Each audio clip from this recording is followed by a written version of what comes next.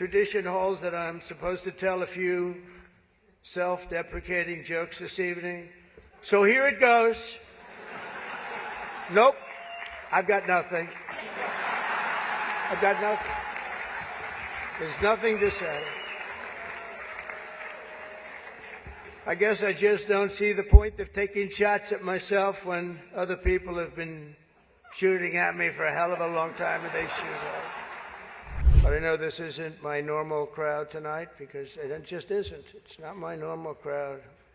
Believe me, my normal crowd is younger, has a lot more energy, but you have certain advantages too, like cash, lots of cash. But many of you are Manhattan liberals from the media and the Democrat Party.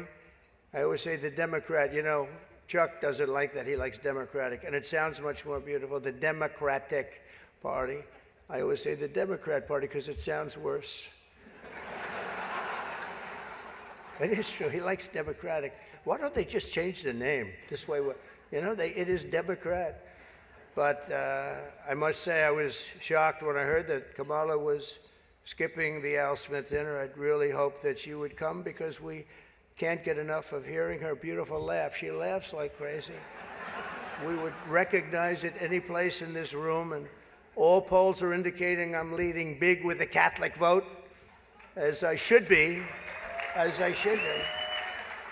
But I don't think Kamala has given up yet. She hasn't. Instead of attending tonight, she's in Michigan receiving communion from Gretchen Whitmer.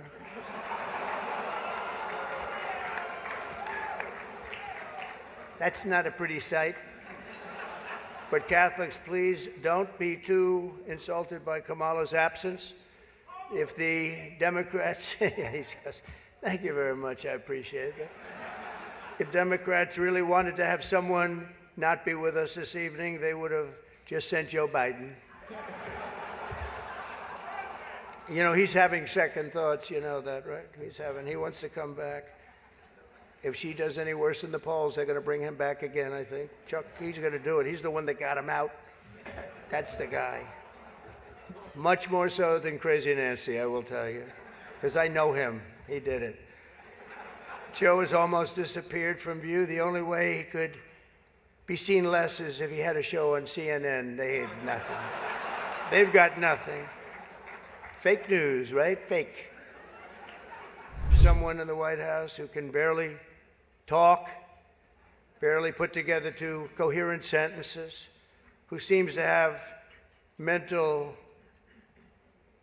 faculties of a child, it's said, is a person that has nothing going, no intelligence whatsoever, but enough about Kamala Harris. Let's get on to something else. I know Kamala's word because she spends a lot of time complaining. I won't agree to another debate. But the truth is I've debated twice this year, once against Joe Biden and once against David Muir of ABC. It's been a long tradition for both Democrat and Republican candidates for President of the United States to attend this dinner. It's a rule. You got to go to the dinner. You got to do it. Otherwise, bad things are going to happen to you from up there. You can't do what I just saw on that screen. But my opponent feels like she does not have to be here, which is deeply disrespectful. I've never liked people that I was competing against. When you do, a lot of bad things happen. And we are doing well. By the way, the votes are starting to come in. You got to get out and vote. And Catholics, you got to vote for me. Just remember. You better remember I'm here, and she's not. I could have done that too. But you do something that's incredible, that Catholic Church, you're helping the poor, educating children, and supporting the vulnerable. But if you really wanted Vice President Harris to accept your invitation, I guess you should have told her the funds were going to bail out the looters and rioters in Minneapolis, and she would have been here, guaranteed she would have been here. Guaranteed. The last Democrat not to attend this important event was Walter Mondale, and it did not go very well for him. He lost 49 states and he won one, Minnesota. So I said, there's no way I'm missing it. Actually, it was not easy for me to get here tonight. Because I wasn't going to miss this thing, no matter, I didn't care. I wasn't going to miss it. But that's true. Walter Mondale, 49-1. He was expected to do well, and it didn't work out. It shows you there is a God. I mean, for those people that are questioning it. I understand the real reason that she's not here is she's hunting with her running mate, spending a lot of time hunting.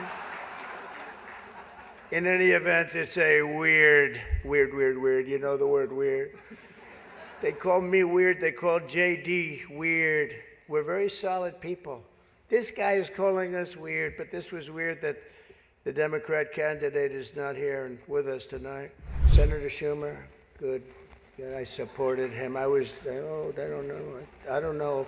He used to say that's true, and now I'm not sure he would, but I gave him his first check from an office in Beach Haven, and I was very proud of it. I don't know about lately. Chuck Schumer is here looking very glum. Doesn't he look glum? He looks glum. But look on the bright side, Chuck, considering how woke your party has become. If Kamala loses, you still have a chance to become the first woman president.